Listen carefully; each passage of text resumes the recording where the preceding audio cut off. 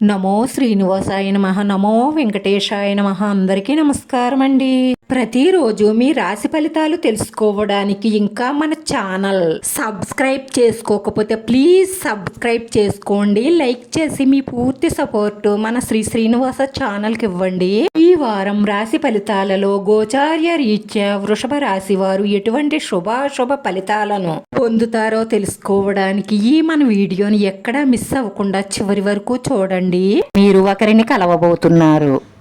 వారు మీ హృదయాన్ని బలంగా తాకి మీ మనసుకు నచ్చుతారు.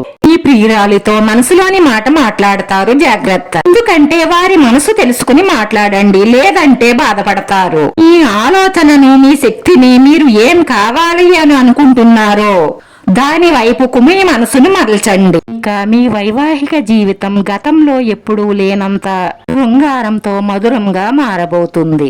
ఈ జీవిత భాగస్వామి మీలో ఉన్న గొప్ప కోణాలను పొగడడం వల్ల మీరు మరొకసారి పడిపోవడం ఖాయం.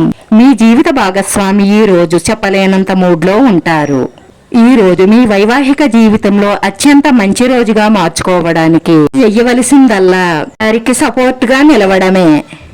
మీరు మీ పిల్లలతో ఉండడం వల్ల మీ సమయాన్ని మర్చిపోతారు. ఈ రోజు మీరు బంధాల యొక్క ప్రాముఖ్యతను తెలుసుకుంటారు.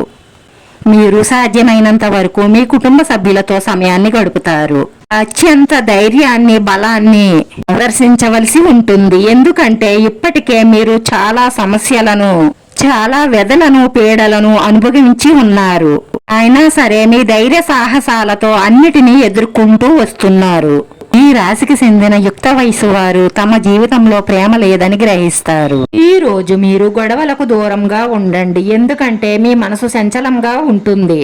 ఏదైనా గొడవ జరిగితే మీరు ప్రాణం తీసుకునే అవకాశాలు ఎక్కువగా గోచరిస్తున్నాయి. కాబట్టి మీరు చాలా జాగ్రత్తగా ఆలోచించండి. కోపంలో ఎటువంటి నిర్ణయాలు తీసుకోకండి. మీ ప్రేమైన వ్యక్తితో మీ సంబంధాలు హాయిగా గడిచిపోతూ ఉంటే వాటికి ప్రమాదం వస్తుంది. ఆదర్లు, తగువులు, నేనే కరెక్ట్ అని ఎదుటి వారిలో ఉన్న లోపాలని ఎంచకండి. అలా నేనే కరెక్ట్ అని వాదించుకోవడం వల్ల సమస్యలు పెరుగుతాయి. ఇద్దరిలో ఎవరో ఒకరు తగ్గడం వల్ల సమస్య అక్కడితో పరిష్కారం అవుతుంది. ఈ రోజు మీకు తెలియకుండా మీ చుట్టాలు ఒకరు మీ ఇంటికి వస్తారు. వారితో కొంత సమయం సంతోషంగా గడుపుతారు. ఏదేమైనప్పటికీ ఈ రాశి వారికి ఎక్కువగా శుభ ఫలితాలే ఉన్నాయి. కాకపోతే కొన్ని విషయాలలో మీరు చాలా జాగ్రత్త పడవలసిన అవసరం ఎంతైనా కనిపిస్తుంది. మీరు నూతనంగా చెయ్యాలనుకుంటున్న రుణాలకు సంబంధించిన ప్రయత్నాలు ఏమైతే ఉంటాయో అవి ఈ కాలంలో మీకు కలిసి వస్తాయి. మీ ఆరోగ్యం పట్ల చాలా శ్రద్ధ తీసుకోవలసిన అవసరం ఉంటుంది.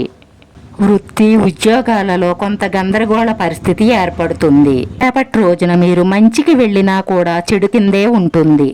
ఈ రాశివారు రేపటి రోజున ఇబ్బందులన్నిటినీ అధిగమించి అనుకూలమైన పరిస్థితులు ఏర్పడడానికి దుర్గాదేవిని, లక్ష్మీదేవిని మనస్ఫూర్తిగా పూజించి ప్రార్థించడం వల్ల మీ మనసులో ఉన్న మంచి సంకల్పాలన్నీ నెరవేరి మానసిక ప్రశాంతత లభిస్తుంది.